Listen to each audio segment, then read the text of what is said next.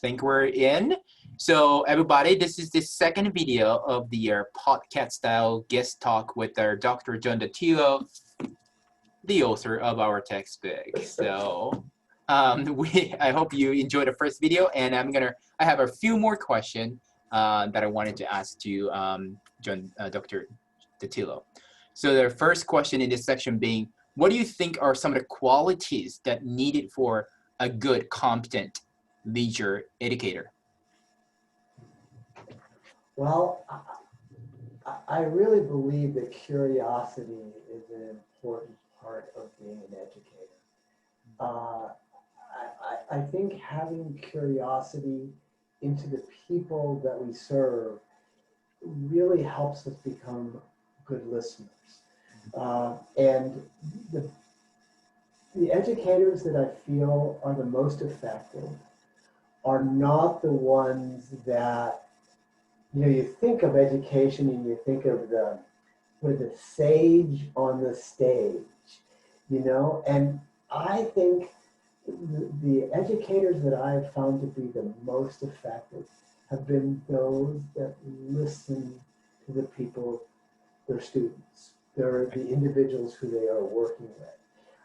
And you can listen with your ears, but you can also observe with your eyes. And I think being curious about what the people are thinking and perceiving in any given situation is really valuable. I had a team of, I was fortunate at one point to have a team of leisure educators that worked under my supervision. And I remember at different points sitting various members of the team down, and I would call my sort of session with them SS&L, and they would say, SS&L, what are you talking about? And I usually I try to be very nurturing, but the essence of what that message was shut up, sit down, and listen. And I said it, of course, not more nicer than that, but the idea of that was, we get so excited about helping other people, and our adrenaline gets going. I know mine does. And so my mouth starts going, right, and I start talking, and that makes me less of a good educator, right, a leisure educator. And so overall, I think being curious about how people are perceiving a situation, right, how they view it, not how I'm viewing it, really, I think is a helpful quality for leisure education. Well, I think that's a really valuable insight in there, because you're sharing your, not just, your insights and expertise, but also your experiences of a bit of failures in a way like that, you could have done better. I think it's really nice for students to know that even you and other people have those experiences. So I think that's a really good point. I realize that myself too, that especially, teaching in English and all that kind of stuff, but put me in a spot, right? So that we tend to speak faster. I tend to speak faster and more. And there's this voice in my head that, maybe shouldn't you shut up and just listen to this dude. Yes. Anyway, that's true. That's very true. The ability to listen and curiosity. The fifth topic, the second last topic that I have is this. What do you think the future of leisure education from now on, and maybe perhaps the entire leisure industry in general, leisure service system, how does it look like from your perspective? And also, how do you think students can prepare for the future that might arrive? It's just, you definitely are always thinking, and that is such a powerful question. I mean, and so just the question in and of itself is wonderful for students to think about and try to grapple with. I think, and of course, I'm not a futurist, and I'm you know, in the dirt kind of guy, clinician, gets his hands dirty and tries to help people and kind of plug along. I kind of feel that way about myself. But I have to tell you that this COVID-19 pandemic has made me think about some things. And so I just want to touch a little bit about that. I'm working with a colleague in Taiwan, and he and I have been looking at the idea of flow and continuing the work of Csikszentmihalyi and so many others about the notion of the value of flow for people, not just for the positive leisure experience, but also how people don't feel as lonely when they have a lot of positive experiences. So the more leisure we have in our lives, the more flow we experience, the less lonely we tend to be, even if we don't have more people around us. So what we're hoping a message we can deliver is in times of social isolation, of restricted social interaction, because our social interaction is restricted, our need for relatedness becomes so much more apparent. So then how do we deal with that? Well, we can't bring people into the venue, but we can use technology to help people connect with one another. And if we can facilitate, apply leisure education and facilitate leisure for people, we are not going to feel as lonely. And so we think it's a really helpful way today in the current environment to address loneliness is to facilitate leisure. So to have people involved in leisure education remotely or in ways that are minimal contact, by empowering them to experience leisure, it addresses the deficiency of being isolated. Because we can be isolated but not feel lonely. So the distinction between loneliness and social isolation is very important. And so part of our job, I think, for leisure educators in the future will be how to help people counteract social isolation. And the way to do that is, we feel, one of the ways is through leisure education. So that's a very small piece of the future, but it does combine technology with looking at things differently than we've looked at before. Because I looked at flow and leisure as this ability to feel these wonderful things, but I hadn't thought about the connection to social isolation. And that to decrease a sense of loneliness.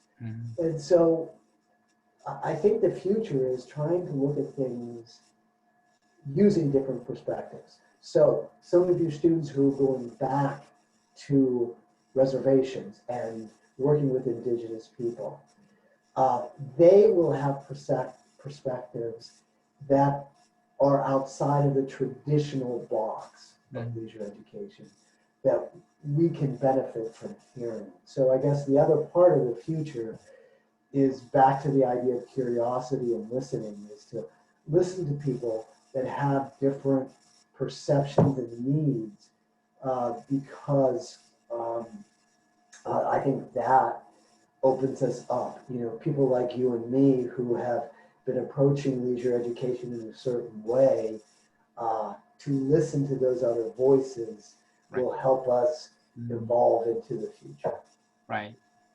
It's interesting about flow and their social isolation issue. Definitely, I can see that, and how flow sometimes forget us about the time passing. Distorted sense of time. Definitely, I agree with that, and also the curiosity piece that we have to be able to listen from now, especially.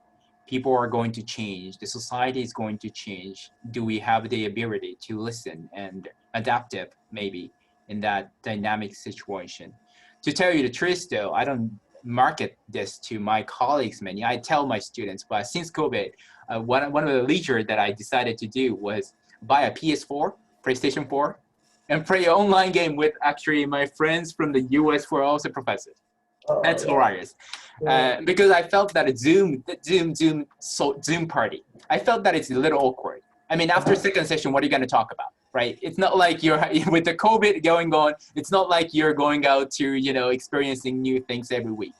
So we thought, hey, what about game? Like I'm Japanese, I played a game in my, youth, and, you all played before, and then it's a good way to actually, we can talk like this Zoom. And we're having blast. And as you know, gaming is one of the most flow-inducing leisure activity. Although there's also no troubles with that too, I guess. But Definitely. yeah, I found that it's a good way to connect to the people sometimes. But Well, and you just kind of explain that example is so it illustrates so effectively the idea of wanting a context where you're experiencing leisure. Because a lot of times these Zoom sessions that people have spiral down into talking about the virus and the change in lifestyle and becoming negative. And I've seen that with Zoom sessions where you quickly switch that to engaging side by side in a pursuit, a recreation activity that brings you leisure. And we know that as people do that, when you share a leisure experience, the bond then, the relatedness that occurs between people is so strong. It's similar to those of the band of brothers, where you engage in negative experiences and you create a bond. It's more beneficial in many ways to engage in a positive experience together that you and I share that allows us, like this podcast. I mean, I think this is something where you and I now have an additional bond that we share. And it just strengthens my kinship with you, which is connected to leisure. I agree. Well, it's great. I don't market this idea that professor plays a video game too much to my colleagues, but it's okay. Happy I said that. My students know, so that's okay. Okay, so the last thing. Thank you very much for your time so far. But the last topic is, please, do you have any advice to my students in RLS 331 leisure education course? And they're going to be, hopefully leisure professionals, service providers, and maybe also leisure educators. And what would be our final comments to them? Well, I have to say, for me, I've recently been on a journey, and I just want to share that brief journey with you. I've really done a lot of reading and more writing on the idea of systemic oppression. And that what I've realized is that leisure education is not in isolation of all the systems that we have within our countries, within our world, within our communities.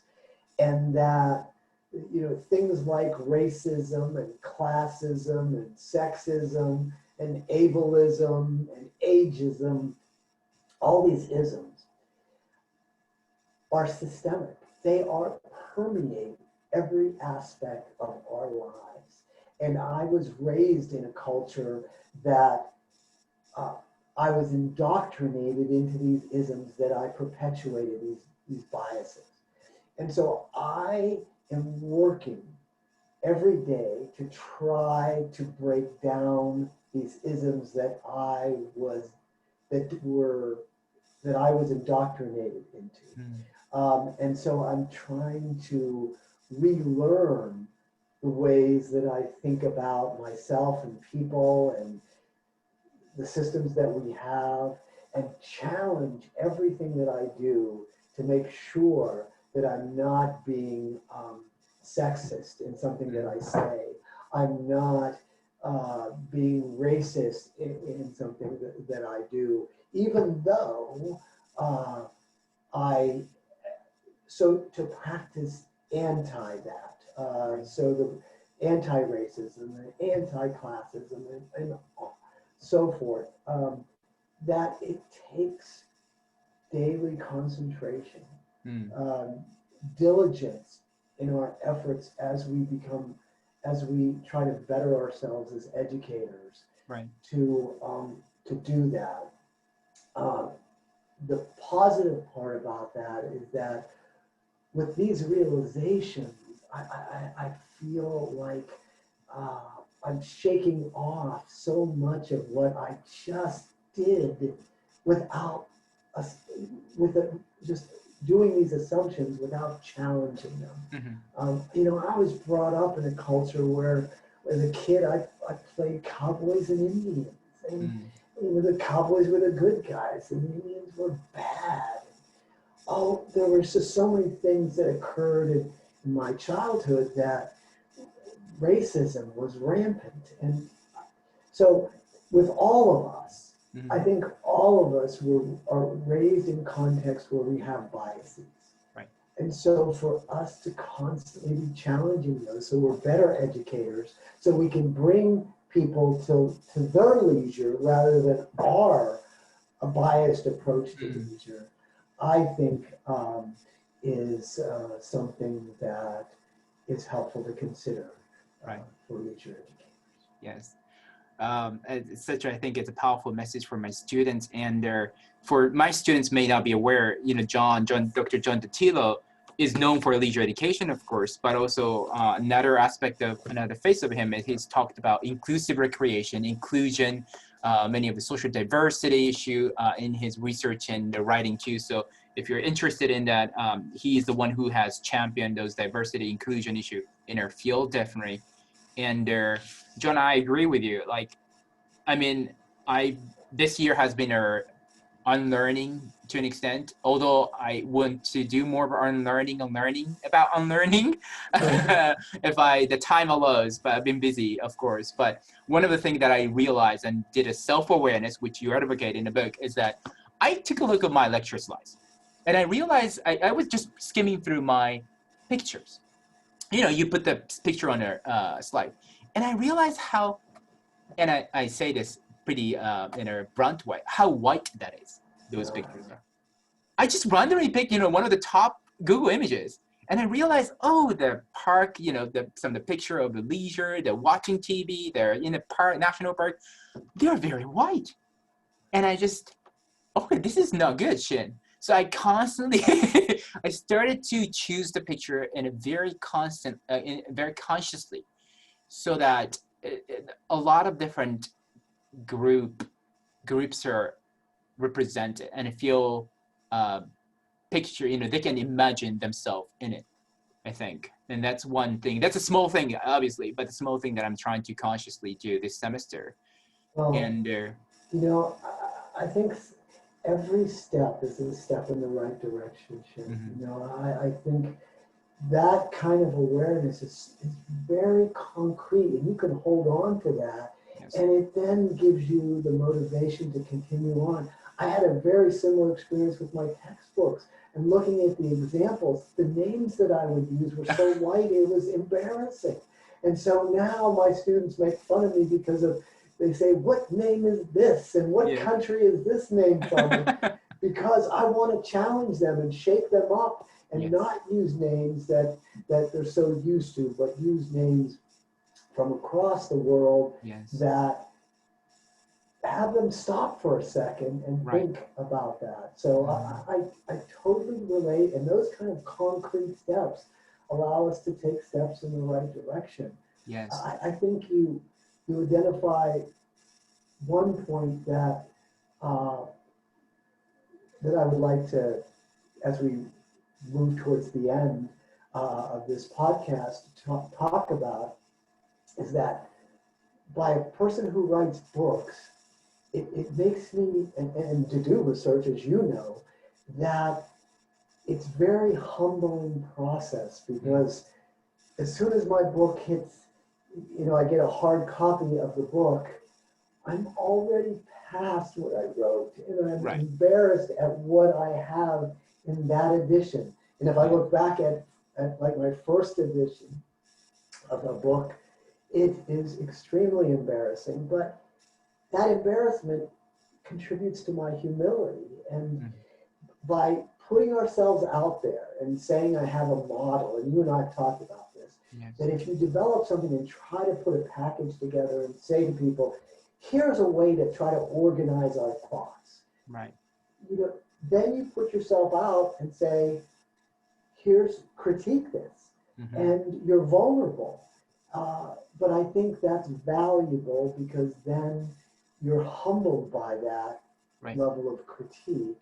Mm-hmm. And you critique yourself and other people critique you, and then you move forward in a humble way. And so I think humility is an important part of being an effective leisure educator, in that we welcome other people saying, wow, you could have done a little better if you'd have thought about it in this way or that way. And my Right. best critics are my students, because they're the audience for which I'm writing. And if they say to me, I don't understand this, Mm-hmm. then that is the feedback I want. And then I try to break it down, find things, make it simpler, because that's what I want to hear. Right. So being humble, I think curiosity and humility are two, I think, valuable attributes for leisure. Yes, I can see that. And then I think that's also relevant to the students and their future, professionals, because I think they would have, if they do the practices and programs and documentation right, probably, 5 years into their career, they look back probably one of the first work and project that they did, and they feel embarrassed, and they should be. And I think that means how much they progressed and evolved since one of the first project that they worked on. I think that's where we want them to be, and they should be. And that's only possible if they have that curiosity and the self-awareness and their humility.